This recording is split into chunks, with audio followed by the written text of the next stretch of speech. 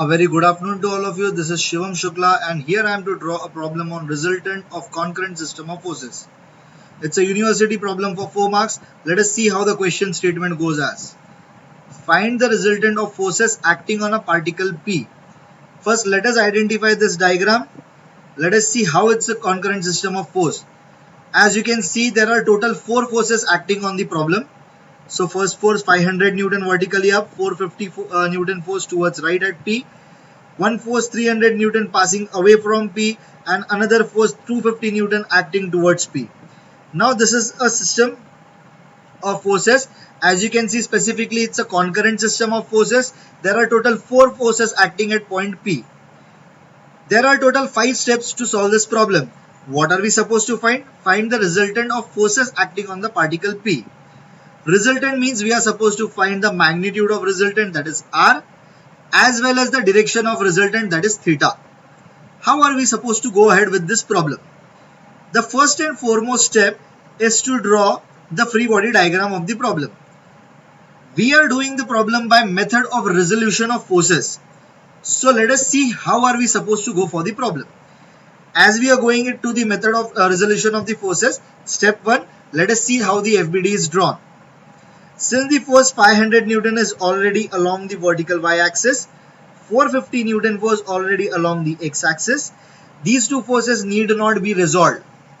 Now we will be resolving this 300 Newton force as well as 250 Newton force by using the rectangular component of forces, by using the resolution of force method. So now these forces, as the force 300 Newton is acting in third quadrant, so the components of the forces will be resolved along the x-axis like this towards left and y-axis vertically downwards. Angle made with horizontal x-axis in negative direction is 30 degree. That is why Fx will be 300 cos 30, Fy will be 300 sin 30. Similarly over here, since this 250 Newton force is acting in the direction towards second quadrant, that is why the resultant forces will be resolved like this towards left, that is 250 cos of the angle between the two and 250 sin of the angle between the two. Now sir, what is the angle over here? It is shown as 36.869. As you can see, the angle which is in the ratio given by 3:4. For this angle which will be made with the x-axis or the horizontal axis, the opposite side is 3, the adjacent side is 4. That is why tan inverse of 3 by 4 will be giving you the angle as 36.869 degrees. That's how we got this angle. So these are the only two forces which are needed to be resolved. Let us see what will be the second step and how we will be going to solve the problem. This is the first step, that is the complete free body diagram. Now step number 2. Now there are 5 steps as we told. First we will be finding out algebraic sum of all the forces which are acting only in x direction. So as you can see in the diagram, from the diagram itself, let us identify only the components of forces or the actual forces which are acting in x direction. So summation Fx, which will be acting towards right, will be taken as negative, my friends. So now the forces, if they are suppose acting in towards left direction, they will be taken as negative. So now as you can see, summation Fx 450 Newton, it is acting towards right, that's why taken positive, minus 300 cos of 30. This particular force of 300, x component is acting towards left, that is why it will be minus 300 cos 30. Even over here, this 250 ka component acting towards left, that is why it will be minus 250 cos of 36.869. Ultimately friends, as you can see, the answer comes as minus 9.809. That is why we have written as 9.809 Newton towards left, towards negative x-axis direction. So this gives you 1 mark. Now summation of forces in y direction acting in upward direction taken as positive. Now let us see one by one. Let us see the diagram and try to identify the forces which are there in y direction. Okay. So friends, as you can see the entire diagram, this 500 Newton force is acting in y direction. This 300 sine of 30 acting in vertical y direction, vertically downward.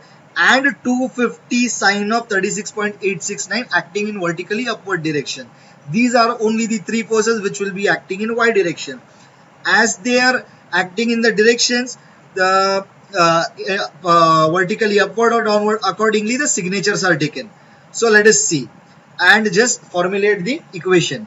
500, since it was acting vertically upward, taken as positive, minus 300 sine 30 because it is taken vertically downward, that's why minus. Again plus 250 sine of 36.869 because the force was acting in upward sense. Now once we do the calculations, after that we get summation Fy is equal to 499.996 Newton. It's a positive value. That is why it is acting in vertically upward sense. Once we are done with this, then the third step that we are doing along with the analysis is magnitude of the resultant. The formula is given as R is equal to root of algebraic summation of fx square plus summation of fy square. So once we do the calculations, when we get the values, the value of R comes out to 500.092. Friends, is this complete solution? No. Of course, we want at what particular angle the resultant is acting. So now the direction of the resultant. This is the step number, ultimately step number 5 for analysis, step number 4. Even R will be giving you 1 mark. Then again, the formula goes as theta is equal to tan inverse of modulus of summation fy by summation fx. Modulus, why friends we are taking modulus? Because it doesn't matter whether it's a positive sign or negative sign, we are supposed to take a positive sign only. Ultimately the answer comes as 88.876 degrees, and therefore final answer to be written as this particular theta also will be giving you 1 mark. R is equal to 500.092 Newton at theta is equal to 8.876 degrees towards second quadrant.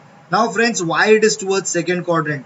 The catch is, I can tell you very easily, since summation fx you can see over here, it is towards left side, fy towards up. So between the two, the resultant will be acting. That is why the resultant is acting in the second quadrant, towards second quadrant. This is how the problem gets over, and ultimately the 4 marks are being distributed for every step. So please do like, subscribe and share this video. Thank you friends. Thanks for watching this video.